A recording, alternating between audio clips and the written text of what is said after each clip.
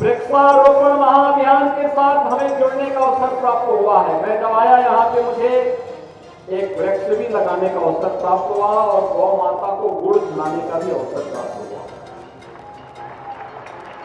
भाइयों बहनों, आपने देखा होगा यहाँ पे जो अक्षय वट है 5000 वर्ष पुराना अक्षय वट है और मान्यता है वह सदैव सदाबहार रहता है। न जाने कितनी पीढ़ी दर पीढ़ी चली गई, उत्थान और पतन को वृक्ष ने देखा है, अक्षय वट ने देखा है और लगातार अक्षय वट हम सबको आशीर्वाद देकर के विरासत के बारे में सम्मान का भाव हम सबके मन में पैदा करती है, समृद्धि की नया उत्साह हम सबके मन में पैदा करती है। याद करिए कितनी समृद्ध विरासत हमारी है, कितनी समृद्ध विरासत है, इतिहास की भूमि है, भारत को भारत बनाने वाली भूमि है। शकुंतला पुत्र भरत कर्णाश्रम में ही जन्म लेकर के फिर हस्तिनापुर की विरासत को आगे बढ़ाने का कार्य भी करते हैं। ये वही भूमि है, मुझे इससे पहले अभी विदुर कुटी में जाकर के वृक्षारोपण करने का सौभाग्य प्राप्त हुआ था। वहां पर भी लोगों की एक ही मांग है, जैसे सुख तीर्थ में मां गंगा की धारा आ गई है, ऐसे विदुर कुटी को भी मां गंगा का आशीर्वाद प्राप्त हो। आज हम लोग उसका भी सर्वे करके आए हैं। पश्चिमी उत्तर प्रदेश की अर्थव्यवस्था का बहुत बड़ा आधार है और जो पोटेंशियल यहां पर है, यहाँ के नौजवानों में, यहाँ के किसानों में, यहाँ की बेटियों और यहाँ की बहनों में, यहाँ को समृद्ध बनाने के लिए जो योगदान किया जा रहा है वह अद्भुत है, अविस्मरणीय है और अतुल्य है, उसकी कोई तुलना नहीं की जा सकती। और भाइयों बहनों, इसीलिए आज 242 करोड़ रुपए की इन परियोजनाओं का शिलान्यास और आधारशिला जो हमारे माननीय जनप्रतिनिधियों ने, केंद्रीय मंत्री जी ने, माननीय यहाँ के हमारे मंत्री कपिल देव अग्रवाल जी ने, विधान परिषद सदस्य, अन्य हमारे जिला पंचायत के अध्यक्ष और अन्य सभी पदाधिकारियों ने, जनप्रतिनिधियों ने जो प्रस्ताव दिए, उन प्रस्तावों को आज यहाँ पर 77 परियोजनाओं के माध्यम से जमीनी धरातल पर उतारने का कार्य आगे बढ़ रहा है। भाइयों बहनों, प्रधानमंत्री मोदी जी के नेतृत्व में भारत आज विकास और विरासत की एक नई गाथा को बढ़ाता जा रहा है। पूरे भारत के अंदर आपने देखा होगा, एक और काशी में काशी विश्वनाथ धाम सावन के महीने में प्रतिदिन 3 से लेकर 5 लाख श्रद्धालु आज दर्शन करने के लिए आ रहा है। 3 से लेकर 5 लाख। एक और काशी विश्वनाथ धाम का निर्माण, दूसरी ओर केदारपुरी में केदारनाथ धाम का पुनरुद्धार का कार्य, बद्रीनाथ धाम का पुनरुद्धार का कार्य, सोमनाथ मंदिर के सुंदरीकरण का अद्भुत कार्य, महाकाल के महालोक के पुनरुद्धार का कार्य भी संपन्न हुआ है और वर्तमान में अयोध्या में भगवान राम का भी भव्य मंदिर के निर्माण का कार्य भी चरम पर पहुंच रहा है। भाइयों बहनों, ये काम 2014 के पहले भी हो सकता था, लेकिन पहले की सरकारों में आपकी आस्था को सम्मान देने की फुर्सत नहीं थी। वे आस्था को सम्मान नहीं दे सकते थे, वे विरासत को सम्मान नहीं दे सकते थे। उन्होंने न विरासत को सम्मान दिया और न ही विकास को आगे बढ़ाया, न विकास की प्रक्रिया के साथ ही जोड़ने का कार्य किया और न विरासत को ही सम्मान दिया। परिणाम क्या था? पश्चिमी उत्तर प्रदेश में बेटियों की सुरक्षा पे ग्रहण लगने लग गया था, यहां से पलायन हो रहा था,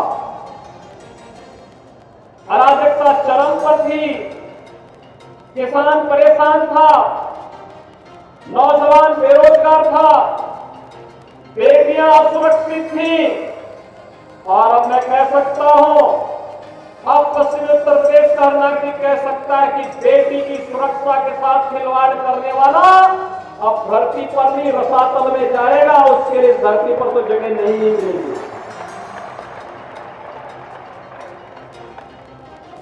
अब कोई यहां पलायन नहीं करा सकता है। यहां के किसानों को, यहां के व्यापारियों की सुरक्षा की गारंटी डबल इंजन की सरकार दे रही है।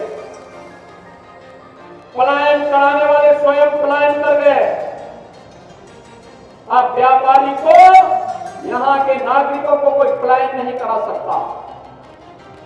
और यही तो डबल इंजन की सरकार है जो विकास भी कर रही है, विरासत का सम्मान भी कर रही है और गरीब कल्याणकारी योजनाओं के माध्यम से तेजी के साथ बिना भेदभाव के शासन की योजनाओं का लाभ हर तबके को उपलब्ध कराने का कार्य भी कर रही है, हर तबके के।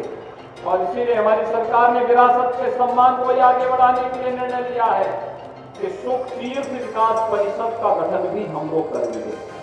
फाइनल स्टेज पे बहुत जल्दी हम इस कार्यक्रम को आगे बढ़ाने वाले हैं। मैं यहाँ के अन्नदाता किसानों का अभिनंदन करूंगा, भाइयों बहनों, मैं अभिनंदन करूंगा। एक तरफ सुख तीर्थ विकास परिषद बनेगा, यहाँ के विकास को आधार बनाएगा, कनेक्टिविटी को बेहतर बनाएगा, नौजवानों को रोजगार की संभावनाओं को विकसित करेगा, हमारे पूज्य संतों की आस्था को सम्मान देगा। तो दूसरी ओर विकास के नए नए द्वार भी खोलेगा, नए नए द्वार उसके माध्यम से खुलते हुए दिखाई देंगे। और भाइयों बहनों, विकास के कार्यक्रम एक और आगे बढ़ेंगे। दूसरी तरफ इस क्षेत्र में अन्नदाता किसानों का मैं अभिनंदन करूंगा जिन्होंने वन डिस्ट्रिक्ट वन प्रोडक्ट में मुजफ्फरनगर के गुड़ की मिठास को दुनिया तक पहुंचाने का काम किया है। भाइयों बहनों, हमारे अन्नदाता किसानों की देन नहीं है। ये किसान जो पहले 17 के पहले पीड़ित रहता था, सुरक्षित नहीं था, क्योंकि बिजली आती नहीं थी, तो खेत में जो इंजन लगाया था पानी के लिए वह चोरी हो जाता था, रात्रि को खेत में रुकता था तो जान को खतरा था। और अब तो सरकार वहां पहुंच चुकी है, जब जितने भी सरकारी ट्यूबवेल है वहां से मिलने वाला किसानों का जो भी पानी होगा वह फ्री में होने की कार्रवाई बात अंतिम चरणों में चल रही है। बहुत शीघ्र उसको एक बड़े कार्यक्रम के माध्यम से किसानों को समर्पित करने जा रहे हैं। भाइयों बहनों, आपने देखा होगा विरासत का सम्मान क्या होता है। कांवड़ यात्रा में जाने वाले हमारे कांवड़ यात्री, अब कोई परेशान नहीं कर सकता है, अब कोई परेशान नहीं कर सकता है। क्या इससे पहले कांवड़ यात्री इस भाव के साथ चल पाते थे क्या? और क्या कोई सरकार पुष्प वर्षा करती थी क्या? क्योंकि उनको आपकी आस्था का नहीं, अपना वोट बैंक खिसकने का खतरा उनको लगता था। और मैं धन्यवाद दूंगा कि आप जातिवाद से ऊपर उठ करके, परिवारवाद से ऊपर उठ करके, जो लोग पहले डरते थे कि कांवड़ यात्रा को निकालने देंगे और पुष्प वर्षा करेंगे वोट बैंक खिसक जाएगा, आपने उनको सत्ता से खिसका दिया है और वहां पहुंचा दिया जहां वो द्वारा आने की नौबत ही नहीं रही, उनको वहां पहुंचा दिया है। भाइयों बहनों, हमें अपने भारत पर गर्व की अनुभूति करनी चाहिए। हमारा भारत महान है। हमारी समृद्ध विरासत को आगे बढ़ाने के लिए आज विकास की आवश्यकता है। हर घर में समृद्धि आए, इसके लिए आवश्यक है उसके घर में खुशहाली लाने के लिए समृद्धि के मार्ग छोड़ने पड़ेंगे और इसके लिए विकास के कार्य हर स्तर पर होंगे। इसके लिए कोई कोताही नहीं बरतेंगे। विकास के लिए कोई पैसा आड़े नहीं आने पाएगा। पैसे की कोई कमी आज के दिन पर नहीं है। डबल इंजन की सरकार प्रधानमंत्री मोदी जी के नेतृत्व में, उनके मार्गदर्शन में सुरक्षा भी देगी, समृद्धि का मार्ग भी प्रशस्त करेगी और सुरक्षा और समृद्धि के इस मार्ग को लेकर के आज 242 करोड़ रुपए की इन परियोजनाओं का शिलान्यास और लोकार्पण करने के लिए भी यह मंच आपके पास आया है। इसमें स्वास्थ्य की भी है, शिक्षा के लिए भी है, जल संसाधन की भी है, पर्यटन की भी योजनाएं हैं। विकास के समग्र विकास के आधारशिला जिन कार्यक्रमों के माध्यम से रखी जा सकती है वे सभी इसके साथ समाहित की गई है। और भाइयों बहनों, आज मैं इसीलिए आपके बीच आया हूं। आज जब मैं यहां पर आया हूं, मैं यहां पे जैसे आया मैंने अक्षय वट देखा, मन अद्भुत हो गया। आध्यात्मिक शांति, कितना सुकून मिलता है पेड़ के नीचे बैठे। अक्षय वट के नीचे जाने में कितना आध्यात्मिक सुकून मिलता है। और आज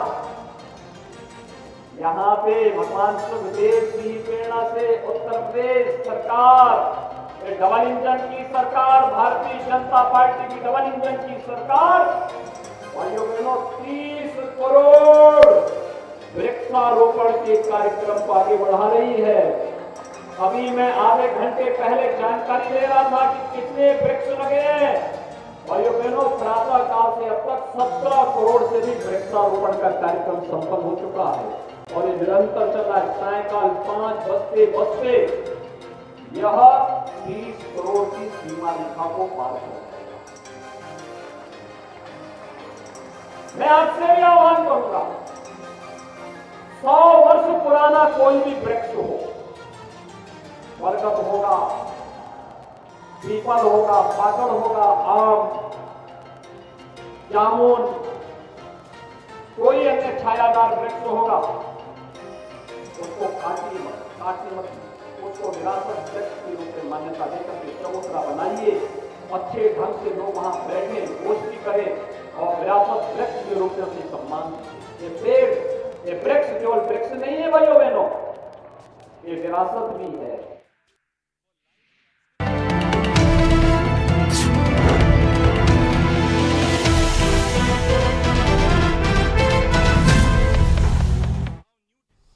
नमस्कार, खबर पहाड़ में आपका स्वागत है। मैं हूं आपके साथ शांति।